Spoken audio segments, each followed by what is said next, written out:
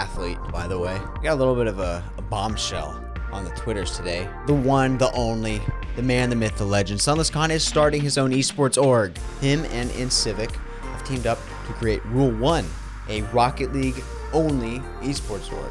You guys can't see this. It's right. Oh, you could see it. See, it's like a little roly-poly caterpillar type guy. They're all over Florida. If you haven't been following along, Sunless has been posting a series, a small series, that don't follow his typical content. And he's kind of been teasing, like maybe someone's playing on his account, or maybe someone's been boosting him, or someone's been training him, but yeah, he posted a video today by the title of, I have a confession, I pretended to suck. And then it starts off, he's one game off SSL. He's been grinding, there's a reason he hasn't been posting as much. At first, you're led to believe that it's because he's just focusing on getting really good at the game. And as a lot of you may know, he is no longer a part of Space Station Gaming. And people are like, was he gonna sign with another org? Was he not, by the way?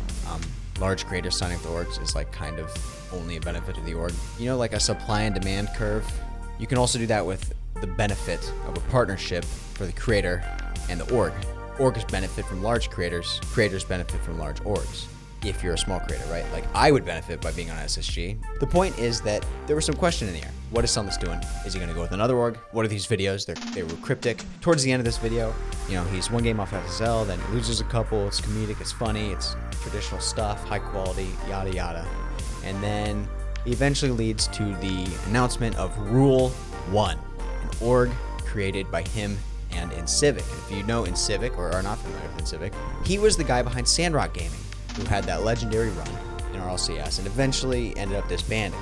Incivik clearly still wants to be part of Rocket League Esports, and clearly Sunless does too. And they did say they're going to sign a top-level team, and they're going to have creators, and it's going to be Rocket League only. That's really cool because we haven't technically kind of really seen that before in Rocket League. I'm sure you could name a bubble team that technically only exists in Rocket League. NRG has teams in multiple esports. Version 1 does, Space Station, G2, all of the big names, and I'm not even naming any EU teams, and that's expected.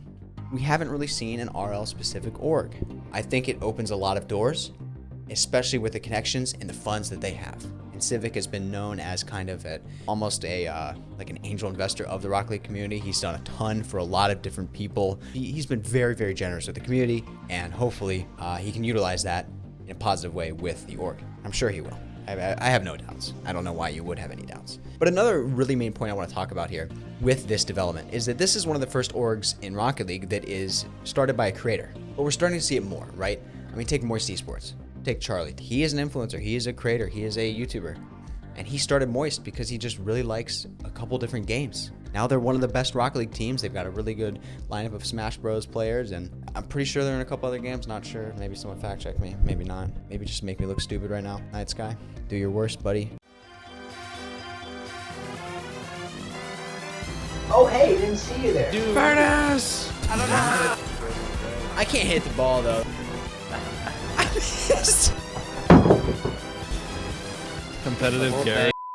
I've seen a lot of people talk about this. I don't think it's talked about enough. The power of creators and the power of orgs that are started by creators. I think Jorvi actually said something on Twitter recently, but he said something to the effect of how much more powerful the fan base of a team that's started by a creator is than a team that just has fan favorite players.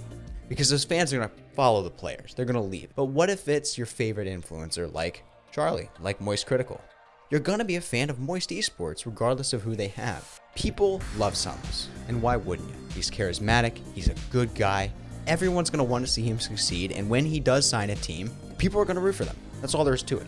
So that's all I really got on this topic. I think it's really exciting, and no, this is drool. Alright, get your mind out of the gutter, and hopefully you enjoy the video. If you're here at this point, clearly you did, please drop a like. Consider subscribing. If you like this type of video, please let me know in the comments. Let me know what other topics you want me to cover. Yeah, thank you. Peace.